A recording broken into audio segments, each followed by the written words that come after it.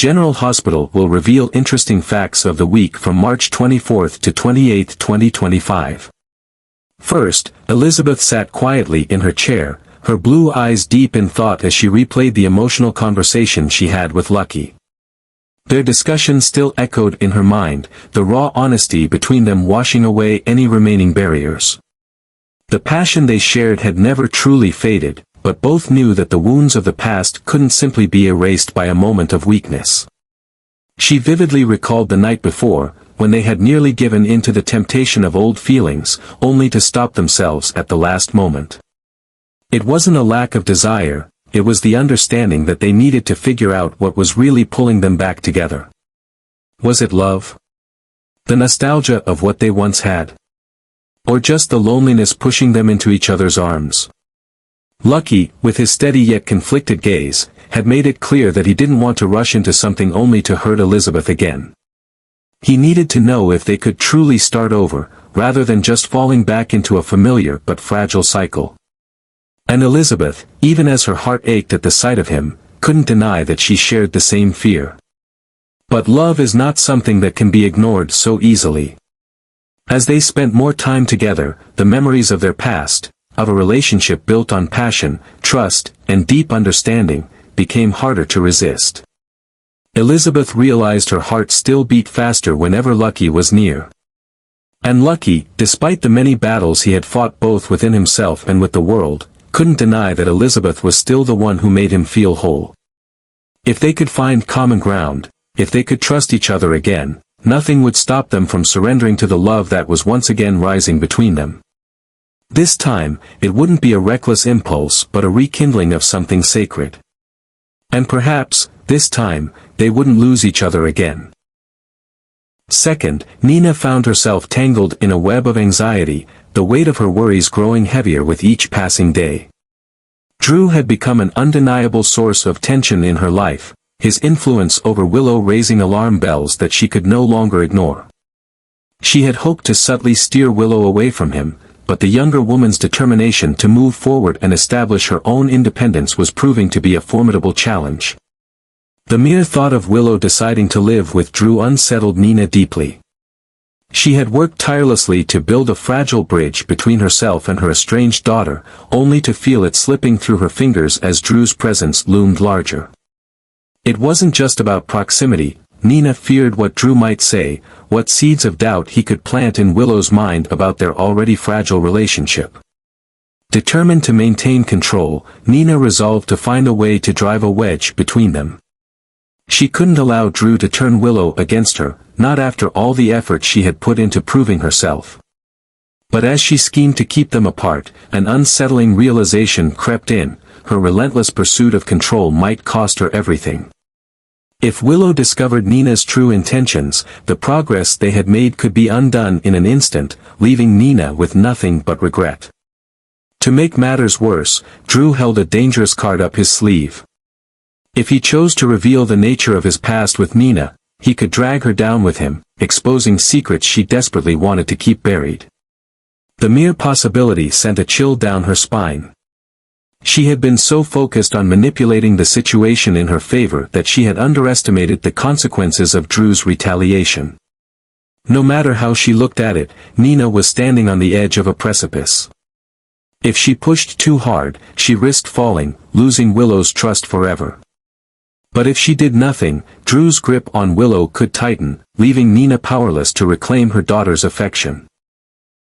Every move felt like a gamble, and for the first time in a long while, Nina wasn't sure if she had the upper hand.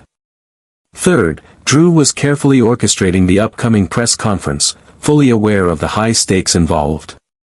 He had meticulously prepared his statements, hoping to control the narrative and solidify his position.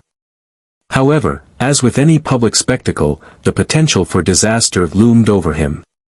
If even the slightest detail went awry, the entire event could spiral out of control, causing irreparable damage to his already fragile reputation.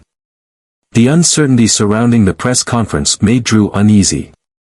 Would his words be enough to sway public opinion in his favor, or would unforeseen circumstances turn the event into a catastrophic misstep? The media was always unpredictable, and in Port Charles, scandals had a way of unraveling at the worst possible moments.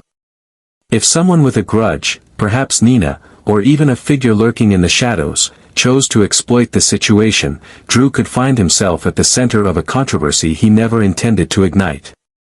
Despite the looming risks, Drew remained resolute. He needed to move forward, and to do that, he would need allies. With Martin now facing legal trouble and extradition to California, Drew found himself in a difficult position. Martin had been a key player in navigating some of his past challenges, but now Drew was forced to seek a new legal mind to guide him. The timing couldn't have been worse. Without proper counsel, he risked making costly missteps, ones that could jeopardize not only his professional ambitions but also his personal connections. As he weighed his options, Drew realized that finding the right lawyer would be crucial to securing his future. There was no shortage of legal experts in Port Charles, but who could he truly trust? He needed someone who wasn't just competent but also willing to stand by him through whatever storm was brewing. With tensions rising and the uncertainty surrounding Martin's case still unfolding, Drew had little time to waste. Whether he liked it or not, the decisions he made in the coming days could define his next chapter, for better or for worse. Fourth, as Drew braced himself for the challenges ahead, the arrival of Marco in Port Charles added an unexpected twist to his plans. With Martin no longer available, Drew needed legal counsel he could rely on, someone sharp, strategic, and unafraid to push back against those who sought to undermine him. Marco seemed like the perfect candidate, but his presence in town carried more weight than Drew realized. Marco's reputation preceded him. He was known for his relentless approach in the courtroom and his ability to turn the tide in favor of his clients. If anyone could help Drew regain control of his narrative, it was him. However, Marco wasn't in Port Charles just to take on Drew's case. His arrival meant something far more personal was at play. Lucas, upon hearing that Marco was coming to town, was thrilled. The two shared a history, one that held the potential for something more. But Lucas was unaware that Marco was carrying secrets, ones that could shake the very foundation of his past. Rumors swirled that Marco's true lineage was more complicated than he let on. Every sign pointed to him being the son of Sidwell and Natalia Ramirez, a revelation that, if true, would send shockwaves through multiple circles in Port Charles. What was Marco's true motive for coming? Was he here to reconnect with his roots, or did he have a hidden agenda that no one had yet uncovered? As Marco stepped into his new role, representing Drew against whatever forces sought to bring him down, his own carefully guarded past threatened to surface. If the truth about his parentage were to come out, it wouldn't just complicate his personal relationships, it could also have far-reaching consequences for the people he had sworn to defend. One thing was certain. Marco's presence in Port Charles was about to change the game, and Drew wasn't the only one who would be impacted by what came next. Fifth, Marco's arrival in Port Charles was already stirring speculation, but his upcoming visit to Windermere sent even stronger signals that something significant was unfolding beneath the surface. The Gothic estate, long shrouded in secrecy and shadowy dealings, was not a place one visited casually. If Marco was making the trip to the island, it likely meant that he had business of utmost importance to discuss, perhaps with Sidwell himself. If so, this meeting was far more than just a routine check-in, it was a calculated maneuver in a much larger, more complex game. From the moment Marco had set foot in Port Charles, his movements had raised questions. Officially, he was here to represent Drew, to help him navigate the legal and personal minefields ahead. But there were too many coincidences to ignore, his timing, his connections, and now his unexpected trip to Windermere. It was clear that Marco had other motives, and at least one of them seemed to lead back to Sidwell. The more people paid attention, the more it seemed that Marco was not just an ambitious attorney trying to establish his foothold in the city, he was a man with a mission, and Sidwell might just be the one directing his steps. The lingering questions about Miami were impossible to shake. The dropped credit card had seemed like an accident at the time, but what if it had been something else entirely? What if Marco hadn't simply lost it, but had been instructed to leave a trail, one that would lead him directly to Lucas. If Sidwell had orchestrated the entire situation, it suggested a disturbing level of control over Marco's actions. And if that was true, then Lucas was in far more danger than he could possibly realize. Lucas, for his part, remained completely unaware of the storm gathering around him. He had welcomed Marco's return with open arms, his focus purely on their personal connection. There was undeniable history between them, a bond that had never fully disappeared, and Lucas couldn't help but feel a surge of hope that this time, things might finally work out. But if Sidwell had manipulated Marco into getting closer to him, then everything Lucas believed was nothing more than a carefully crafted illusion. The implications of Sidwell's involvement were unsettling. What was his ultimate goal? Why would he want Marco to build a relationship with Lucas?